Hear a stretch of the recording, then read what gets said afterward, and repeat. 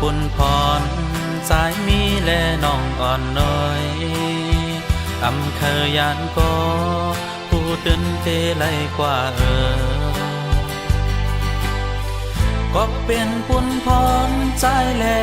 ปุ่นตาวันเมืองกาดเย็นยันกันโกโปวันหนึ่งเฮาตื่นเตขึ้นทบคอยอยู่นา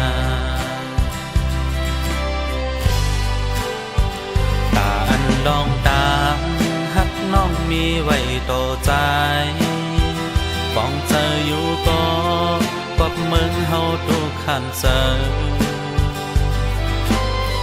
ผู้เข็นควักเมืองเกายาวันส่วนให้นาดูหายไล่ตายย้อนซุ่มเสือเขาลายมือเสียนกวนนางผู้อยู่นู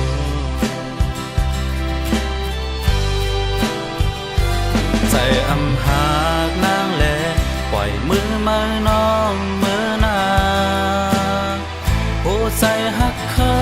หักนอกหักผมกันตาเมเมืองไต้ลงสั่งว่าวันเมืองกาดเย็นอันอยู่ห่มเสื้อป้าเฮาสอง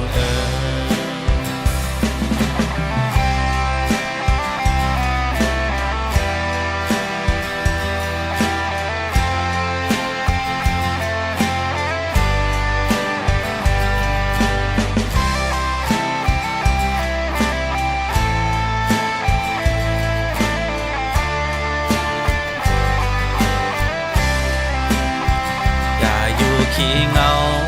ขาวยามมือใส่กว่านาอยู่ภายหลังเสใจเต้นย้อนสู่ปันเฮาให้แผ่วที่เฮายังไม่ก็หันสึกใดต่างลายให้อองมังเปเพเข็นให้ไล่เปิ่งขึ้นวันเมืองหังคอ